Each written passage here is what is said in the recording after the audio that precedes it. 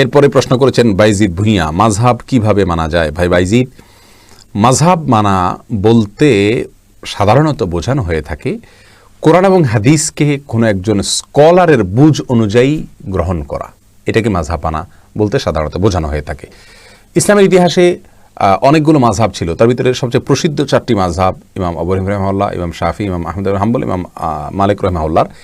এই 4টি মাযহাবের প্রতিটি মাযহাবেরই অনুসারী যারা, তারা কিন্তু এই 4জন ব্যক্তিকে অনুসরণ করেন না, তারা কোরআন এবং হাদিসকে এই 4জন ব্যক্তির ব্যাখ্যায় অনুসরণ করেন।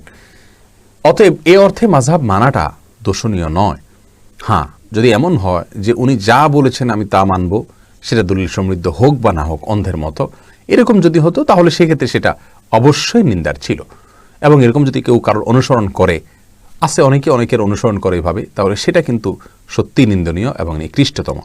কিন্তু এর বাইরে যদি কোরআন এবং হাদিসের আলোকে যখন তিনি আমাকে পরিচালিত করবেন, তখন আমি তার অনুসরণ করব, এরকম যদি হয় তাহলে তাতে কোনো অসুবিধা নাই। বরং আমরা সাধারণ মানুষ কোরআন এবং হাদিসের সবগুলো জিনিসকে আমরা নিজেদের যোগ্যতায় বোঝা, এটা একরকম কঠিন দুঃসাধ্য ব্যাপার। অতএব কোনো আলেমের আশ্রয় আমাদেরকে নিতে হয় কোরআন হাদিসকে বোঝার ক্ষেত্রে।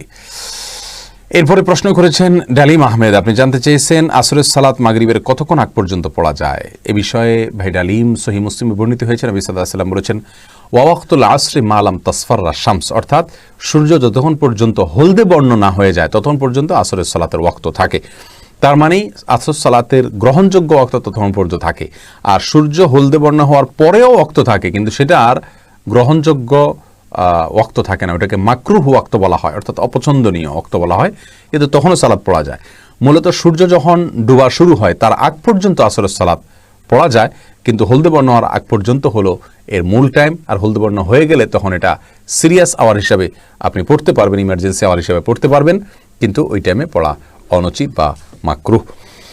এরপরে প্রশ্ন করেছেন তানভীর স্বপ্ন, আপনি জানতে চেয়েছেন ভাই সেজদে সাহুর সঠিক নিয়ম কি? ভাই তানভীর, সেজদে সাহু নিয়ে অনেক কথা, আমরা এই সংক্ষিপ্ত ভার্সনে উত্তর দেব না, ইনশাআল্লাহ সেটা নিয়ে আমরা স্বতন্ত্র ক্লিপ আল্লাহ চাহেন তো আমরা তৈরি করে আপনাদেরকে উপহার দেওয়ার চেষ্টা করব। সেজদে সাহুর আমাদের দেশে ওলামায়ে কেরামের প্রচলিত যে পদ্ধতি, অর্থাৎ ডান দিকে সালাম ফিরিয়ে তারপর 2টা সেজদা দিয়ে উঠে আবার আত্তাহিয়াতু দুরূদ ইত্যাদি পড়ে পরপর সালাম ফিরানো। আর সৌদি আরবের স্কলারগণ আরেকটা পদ্ধতির কথা বলেন, সেটা হলো সালাম ফেরানো ছাড়া সরাসরি 2টা সেজদা দিয়ে উঠে এরপরে সালাম ফিরাই দেওয়া আর দ্বিতীয়বার আত্তাহিয়াতু না পড়া। এই 2টার কোনোটাকেই সরাসরি ডিসকাস করার সুযোগ নেই। অনেক ওলামায়ে কেরাম বলেন ভুলের উপরে ডিপেন্ড করবে যে আপনি কোন পদ্ধতিতে সেজদা সাহু দিবেন, ভুলের ধরনের উপর নির্ভর করবে। কিছু কিছু ভুলে প্রথম পদ্ধতি, কিছু কিছু ভুলে দ্বিতীয় পদ্ধতি আপনি অবলম্বন করবেন।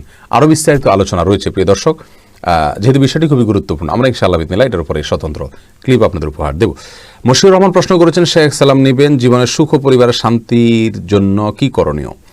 ভাই মশিউর রহমান, এই বিষয়ে আমাদের ইউটিউব চ্যানেল এবং আমাদের পেজে আপনি একটি ক্লিপ পাবেন যে পারিবারিক জীবন কিভাবে সুখ শান্তিতে পরিপূর্ণ হবে। অনেকগুলো পরামর্শ সেখানে বলা আছে। তার ভিতরে প্রথম পরামর্শ হলো আপনি বিয়ের অনেক আগে থেকে সূরা ফুরকান আয়াত নম্বর 74 বেশি বেশি পড়বেন, রব্বানা হাব লানা মিন আজওয়াজিনা ওয়া যুররিয়াতিনা কুররাতা আয়ুন ওয়াজআলনা লিল মুত্তাকিনা ইমামা, অর্থাৎ আল্লাহ স্ত্রী সন্তান যা দিবেন আমাকে, এবং মেয়েরা পড়বেন স্বামী সন্তান যা দিবেন আমাকে। এই অর্থে এগুলো যেন আমাদের চোখ জুড়ায় এরকম হয় এবং তারা যেন মুত্তাকির ইমাম হতে পারে আমরা সবাই মিলে।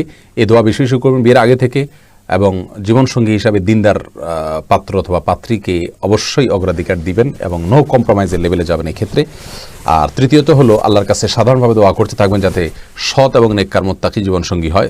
চতুর্থত হলো আপনার দাম্পত্য জীবনের সুখ শান্তির জন্য বিয়ের সময়, বিয়ের আগে যে সমস্ত অনাচার হয়ে থাকে এগুলো থেকে বেঁচে থাকবেন, কারণ হারামে আল্লাহ সুবহানাহু ওয়া তাআলা আরাম দেন না। সেগুলো থেকে তাকওয়ার সাথে সুন্নাহ পদ্ধতিতে বিয়ে করবেন, ইনশাআল্লাহ শান্তি আল্লাহ তাআলা দান করবেন। পঞ্চমত হলো বিয়ে করার পরে সর্বোচ্চ ধৈর্যের পথ আপনাকে অবলম্বন করতে হবে, সেটা আপনি স্ত্রী হন অথবা পুরুষ হন। আমাদের নবী সাল্লাল্লাহু আলাইহি ওয়াসাল্লামের দাম্পত্য জীবনে অনেক সমস্যা দেখা দিয়েছে, প্রচণ্ড ধৈর্যের তিনি পরিচয় দিয়েছেন এবং ধৈর্যের পরীক্ষা উত্তীর্ণ হয়েছেন। এর মাধ্যমে কিন্তু দাম্পত্য জীবন সুখ শান্তি হয়। আর অনেকগুলো পদ্ধতি সেখানে